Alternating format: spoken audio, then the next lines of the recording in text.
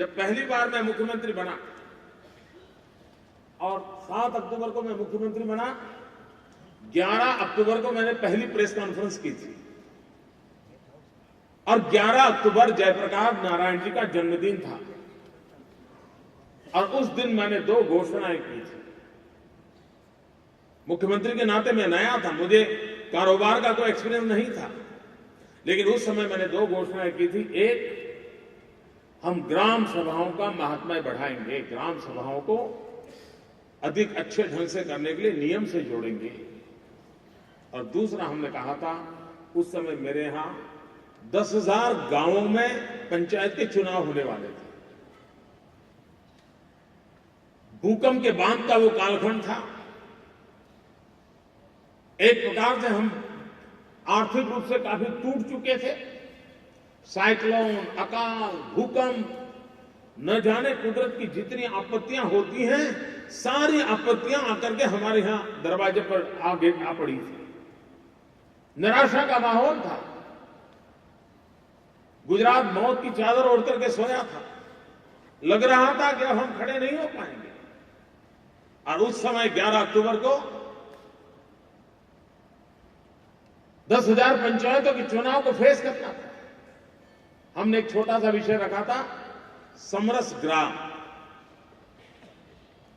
और ये विचार महात्मा गांधी जी के विचारों की प्रेरणा का परिणाम था।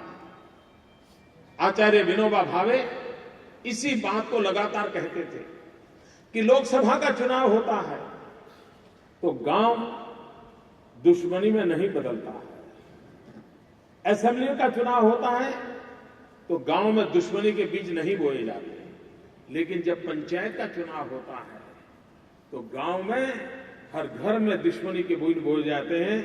ब्याह की हुई बेटी ससुराल से वापस आ जाती है, गांव 2 टुकड़ों में बढ़ जाता है, एक दूसरे को मारने पर तुला होता है, गांव का विकास पूरी तरह तबाह हो जाता है।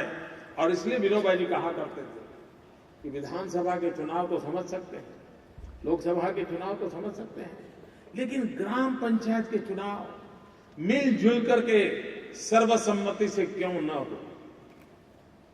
गांव मिल बैठ करके अपना फैसला क्यों न करे? मित्रों, हमने इसके लिए एक समरस गांव की योजना बनाई। उस समरस गांव की योजना के तहत हमने गांवों को कहा कि जो गांव मिलजुल करके रिजर्वेशन के सारे नॉर्म्स का पालन करते हुए अपने गांव की रचना करता है, उसको हम विकास राशि के रूप में 2 लाख रुपए देंगे। मुझे याद है उन दिनों में हम पर बहुत आलोचना हुई, हमले हुए, यहां तक कह दिया गया कि यह अनडेमोक्रेटिक है। मैं नया था मुख्यमंत्री, चारों तरफ से आक्रमण हुआ था, सब लोगों ने इसको मौका देकर के मैदान में आए थे। ईश्वर कृपा से मैं डिगा नहीं, हम सरदार पटेल की मिट्टी की संतान है, डिगना बिगना हम नहीं जानते। तो हमने उनको ललकारा। हमने कहा 51-49 तो डेमोक्रेसी है, 60-40 डेमोक्रेसी है, 80-20 डेमोक्रेसी है, लेकिन 100-0 डेमोक्रेसी क्यों नहीं हो सकती? वो डेमोक्रेसी का पूर्ण रूप है अगर सर्वसम्मति का माहौल बनता है। और मैं आज गर्व से कहता हूं, उस पहले प्रयोग में 45% इकाइयां ऐसी थी जिन्होंने समरस ग्राम बनने का संकल्प किया और विकास की यात्रा में जुटे उस गांव के अंदर। और उसका एक परिणाम यह हुआ, जो जीत करके आते थे वो अहंकार से भरे रहते थे कि देखिए हमने तुमको गिरा दिया। और इसलिए काम करते समय भी जिनको पराजित किया है उस इलाके का दुर्लक्ष्य करते थे। जब सर्वसम्मति थे बने तो उनका अहंकार तो कहीं रहा नहीं, वो ऊपर से गांव को ज्यादा समर्पित हो गए, गांव के सामने झुक करके चलने लगे, गांव के सब लोगों को संतोष हो उस प्रकार के निर्णय करने लगे। एक पूरी वर्क कल्चर में बदलाव आ गया, सोच में बदलाव आ गया।